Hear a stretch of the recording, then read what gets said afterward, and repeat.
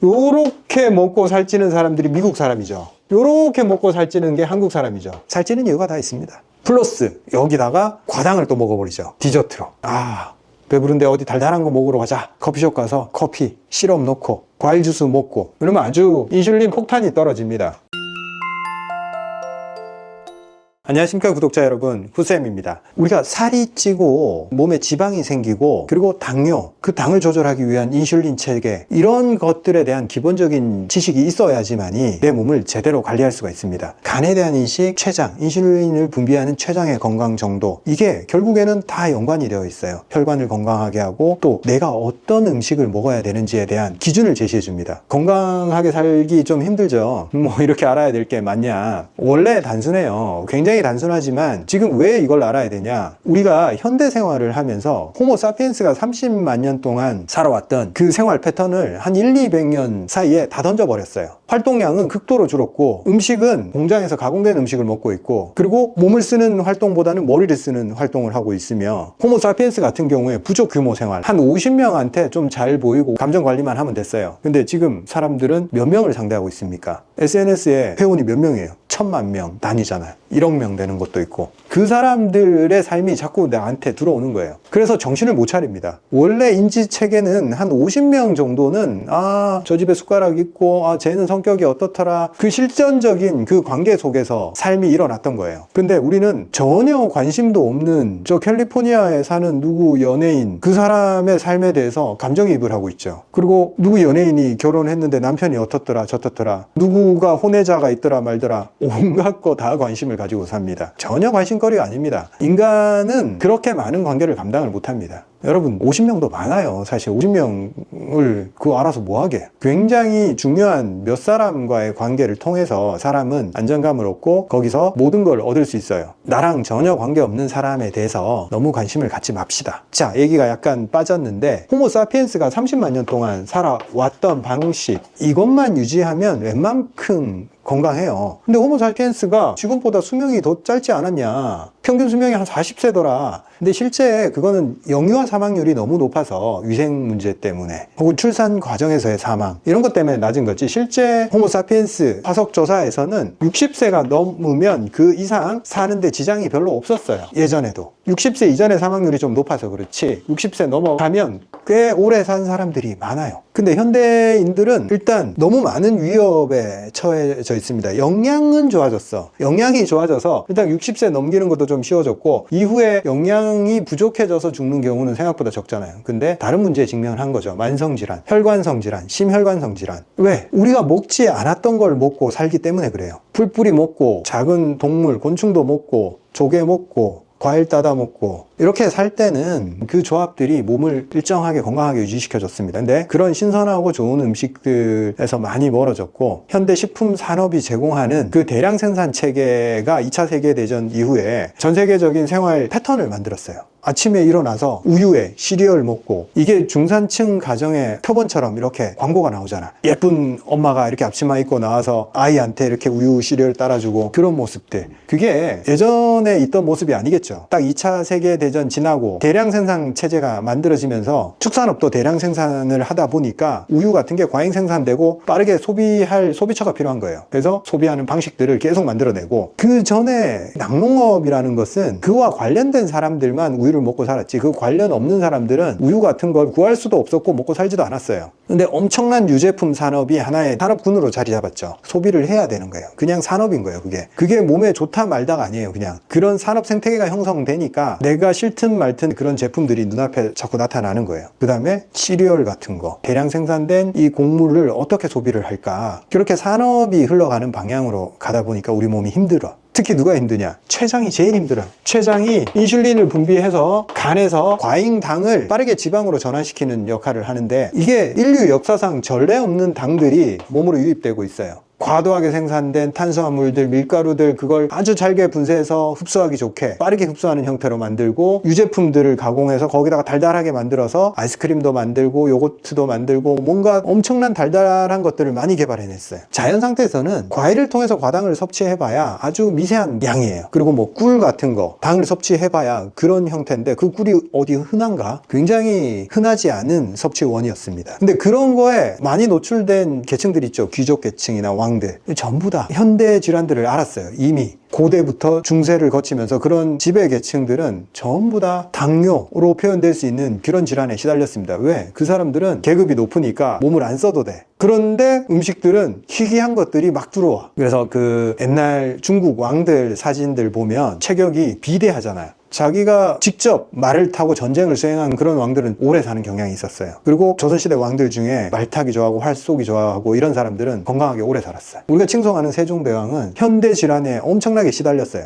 식습관이 현대인이랑 거의 비슷했습니다. 탄수화물 좋아하고 고기 좋아하고 채소 엄청나게 싫어하고 운동 안 하고 책 보는 거 좋아하고 그러니까 눈부터 맛이 가고 당뇨병 생기고 그냥 말년이 힘들었어요. 그분은 극소수의 지배계층만 겪던 문제를 이제는 대부분의 현대인들이 그 상황에 노출되어 있는 겁니다. 간에서 당의 대사 과정을 자세히 들여다보면 우리가 어떤 음식이 위험한 음식인지를 알 수가 있어요. 인슐린이 나와서 탄수화물이 들어왔을 때 이거를 너무 과잉되게 들어왔으니까 혈당을 낮추는 작용을 해요. 혈당을 낮추면 당을 뭘로 바꾸냐? 탄수화물이랑 당이랑 같은 거예요. 당을 뭘로 바꾸냐? 글리코겐 형태로 일시적으로 저장을 했다가 몸이 필요할 때 다시 이걸 분해를 해서 몸이 세포가 에너지원으로 쓰게 만들어줘요. 근데 이것도 너무 많이 들어와. 그러면 안 되겠다. 지방으로 저장을 하자. 이렇게 전환을 시킵니다. 거의 다 간에서 일어나는 대사작용입니다. 첫 번째 흡수되면 모든 게 다 간으로 들어가기 때문에 여기서 처리를 잘 해줘야지 다른 데 피해가 없습니다. 지방으로 많이 생긴 이 지방들은 우리 곳곳에 이런 데 저장해주면 좋겠지만 얘도 귀찮잖아. 일단 간에다가 저장을 많이 해요. 빨리 갖다 쓸 줄 알고 지방간이 생겨버리고 간의 대사 능력이 떨어져요. 그러면 이 물질들을 합성하고 좋은 물질들을 만들어내는 능력이 급격히 떨어집니다. 그냥 자꾸 차곡차곡 쌓는 역할만 해요. 간이 이 창고 역할을 하다가 지쳐버려요. 어떤 물류창고가 있다고 생각을 해봅시다. 이거를 빨리빨리 어떤 필요한 대로 자꾸 보내줘야 되는데 안 가져가. 그리고 물건이 분류가 안 되고 막 엉망으로 쌓여 있어. 그러니까 계속 뭐가 들어오는데 얘가 이걸 제대로 정리도 못하고 보내주지도 않아. 그러면 여기에 엉망으로 다 쌓여버려요. 간이 그래서 기능을 못하게 되면 혈액의 조성이 급격히 나빠집니다. 혈중에 지방량이 많아지고 좋은 물질들의 양이 떨어져요. 그래서 혈액이 기능을 못하게 되죠. 그러면 몸이 다 고장나. 엄청난 피로 상태에 들어가게 됩니다. 간이 고장나는 원인 자체가 뭘 먹고 사느냐에 거의 달려 있습니다. 또 그냥 탄수화물만 처리하느냐, 지방도 처리를 해요. 얘가 인슐린의 신호는 탄수화물, 이 포도당에 의해서 딱 반응을 해요. 포도당 양이 많아졌네? 그럼 나 인슐린 많이 내보내야지. 이렇게 반응을 한단 말이에요. 당뇨 생각하니까 인슐린은 많으면 많을수록 좋다라고 생각을 하잖아요. 인슐린 과다도 계속 문제를 일으킵니다. 인슐린이 많아지면 무슨 일을 해요? 들어오는 포도당을 쪽쪽 지방으로 저장을 하려고 하죠. 그리고 또 한 가지 역할이 뭐냐면 우리가 기름기를 먹었을 때 이걸 인슐린이 많을 때는 뭘로 하냐? 바로 저장을 시켜버려요. 몸에다가. 인슐린이 많을 때는 지방을 먹어도 이걸 간에다가 저장하는 것보다 일단은 혈중을 타고 돌게 만들어서 필요한데 없나라고 자꾸 보내줘요. 근데 인슐린 과도한 상태에서는 나 안 그래도 지방 너무 많아. 빨리빨리 저장으로 빨리 넘겨. 그래서 살찌게 됩니다. 즉 지방 혼자 먹었을 때보다 탄수화물이랑 같이 먹었을 때 탄수화물도 지방으로 바꿔버리고 지방도 지방으로 저장해버려요. 그러면 뚱뚱해지는 거죠. 이런 음식이 뭐가 있을까요? 탄수화물과 지방을 같이 섭취하는 거. 여러분들이 좋아하지 않는 감자튀김, 도넛, 콜라가 탄수화물이고 햄버거 속에 패티가 들어있으면 이게 지방이죠. 이런 조합들. 이런 말씀드리기 참 죄송하지만 삼겹살 플러스 밥, 지방, 탄수화물 조합이죠. 요렇게 먹고 살찌는 사람들이 미국 사람이죠. 요렇게 먹고 살찌는 게 한국 사람이죠. 살찌는 이유가 다 있습니다. 플러스 여기다가 과당을 또 먹어버리죠. 디저트로. 배부른데 어디 달달한 거 먹으러 가자. 커피숍 가서 커피, 시럽 넣고 과일 주스 먹고, 그나마 착즙 주스는 좀 나은데 착즙 주스도 안 좋아요. 근데 과일 맛을 넣은 그 액상 과당을 넣은 주스를 먹죠. 그러면 아주 인슐린 폭탄이 떨어집니다. 인슐린 폭탄을 통해서 저장 능력을 극대화시킵니다. 이게 인체의 메커니즘이에요. 그러면 이걸 어떻게 피해가느냐? 일단 삼겹살 드시러 가서 고기 먹고 삼겹살 좀 먹더라도 마지막에 이거 밥 먹는 거, 밥 빼도 돼요. 배 불렀으면 됐지. 뭘 또 밥까지 드시려고 그래. 인슐린은 탄수화물이 들어와야지 반응을 해요. 지방만 들어왔을 때, 고기만 먹었을 때 그렇게 많이 반응하진 않아요. 이게 트리거가 됩니다. 탄수화물 먹었을 때. 여기서 감자튀김에서 감자라는 탄수화물이 트리거가 돼요. 콜라, 이 당이 트리거가 됩니다. 도넛, 탄수화물이 트리거가 되기 때문에 탄수화물 제한을 하면 지방으로 환원되는 확률을 확 줄일 수가 있습니다. 그리고 이걸 피해서 우리가 자연적인 살아있는 음식을 자꾸 먹자. 과일, 채소, 해산물, 살아있는 것. 탄수화물도 당을 올리지 않는 거친 곡물들, 흡수 속도를 느리게 만들어서 당을 급격하게 올리지 않는 형태로 먹으려고 노력을 하면 됩니다. 적당히 현미밥 조금만 먹는 거죠. 삼겹살 먹고 현미밥 요만큼만 먹으면 든든해요. 그걸로 충분해요. 몸의 지방량을 어떻게 안 늘리냐가 현대인들한테 주어진 가장 큰 과제입니다. 이게 나는 살이 없어서 지방이 좀 많으면 좋겠다 하는 분들도 있는데, 혈류 속도가 느리고 운동량이 적은 분들이 지방만 많아졌을 때 문제가 생깁니다. 마찬가지예요. 결국 혈중의 지방 농도가 높아져서 좋은 사람은 거의 없습니다. 아무도 없어요. 염증을 유발하고 장기들이 타격을 받고 혈액이 끈적끈적해지면서 가야 될 혈액이 못 가는 현상이 계속 생기고 심장이 힘들어지고 소화기가 멈춰버립니다. 지금 뭘 먹지 마라 하니까 또 스트레스 받죠. 스트레스 받지 마세요. 몇 가지 기준만 일단 지킵시다. 지난번에 얘기했듯이 달달이 음료 이런 것들 제한을 하고, 둘째로 튀겨 먹지 맙시다. 튀긴 것들 피하면 일단 기름을 많이 배제할 수가 있습니다. 그리고 음식 중에 좀 단맛이 나는 거, 그건 문제가 있다. 나를 현혹하기 위해서 세팅된 조합이다. 내 건강은 망가질 수 있다. 그걸 지속적으로 먹으면. 달달한 것들, 도넛, 아이스크림, 콜라, 달달한 소스로 만들어진 음식들, 그런 것들, 단맛에 자유로워지면 상당히 건강해질 수 있어요. 단맛을 경계하자.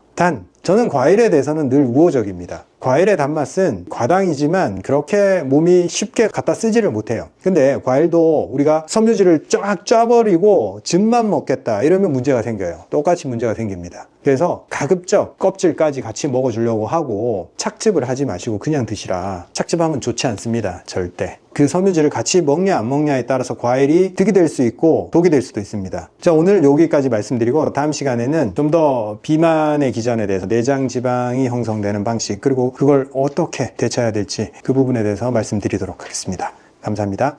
소초보감 단이 드디어 4가지가 다 출시가 되었습니다. 이렇게 기국단, 삼액단, 단홍단, 삼백단 4가지를 다 출시했고, 아시다시피 환에서 업그레이드가 된 제품입니다. 어제 환자 한 분이 이렇게 말씀을 하시더라고요. 기존 환도 아이들이 먹기가 괜찮아서 잘 먹고 있다. 환 잘 먹고 있는데 기존 환 단종시키는 것 아니냐, 이렇게 걱정하시는 분이 있더라고요. 걱정하지 않으셔도 됩니다. 기존 환도 그대로 계속 생산 중이고, 단도 앞으로 계속 생산해 나갈 예정입니다. 단은 이렇게 박스로 되어 있는데, 안에 열게 되면 이렇게 사탕봉지처럼 개별 포장이 다 되어 있습니다. 봉지를 까서 이렇게 열어보시면 단, 약재로 이렇게 뭉쳐 있는데 겉에 이렇게 하얀 노란 가루가 붙어 있을 거예요. 이게 저희가 특별히 촉촉함을 오래 유지하기 위해서 약재를 곱게 분쇄를 해서 단을 뭉쳐서 만든 다음에 거기다가 미세한 가루, 약재 가루, 저희가 제품을 생산할 때 다른 부형제나 생산의 편의성을 위해서 첨가하는 그런 약품 종류를 전혀 사용하지 않아요. 그래서 원래 약재 가지고만 다 만들고 있어요. 약재로 촉촉하게 단을 뭉치면 이게 들러붙기도 하고 안에 있는 수분이 점점 빠져나가서 건조해지는 경향이 있어요. 그래서 그걸 막기 위해서 약재 가루로 표면을 한 번 더 코팅을 해줘요. 이게 저희 소초보감의 생산 노하우입니다. 이렇게 코팅이 되어 있기 때문에 봉지에 들러붙지도 않고 원료의 식감, 그리고 원료의 성분이 오래 잘 보존될 수 있습니다. 그리고 손으로 이렇게 눌러서 찌부러질 정도로 몰랑한 감을 가지고 있어요. 이렇게 납작하게 만든 다음에 입천장에 혀로 이렇게 붙여요. 그리고 살살 혀로 빨아먹으면 긴 시간 동안 소화액과 섞이면서 성분을 잘 흡수할 수 있게 됩니다. 이에 낀다라고 말씀들을 많이 하시는데, 이게 점성이 있는 원료여서 들러붙어요. 그러니까 씹지 말고 가급적 빨아먹는다, 이 개념으로 드시는 게 좋습니다. 그리고 기존 환은 3g으로 제작을 했는데 단은 4.5g으로 용량도 늘렸고, 어디 가져다니거나 일회 용량을 계량하지 않아도 되는 장점이 있어서 소비자분들이 참 좋아하시더라고요. 기존 환의 불편한 부분들을 개선해서 이렇게 단으로 출시하게 됐고, 기존 환도 계속 생산 중이니까 기존 환이 나한테 더 잘 맞다 하시는 분들은 계속 환으로 애용해 주셔도 괜찮겠습니다. 그리고 단은 출시 기념으로 한정된 수량만 지금 할인된 가격으로 판매하고 있으니까 나중에 가격이 오르는 부분은 좀 양해 부탁드리겠습니다.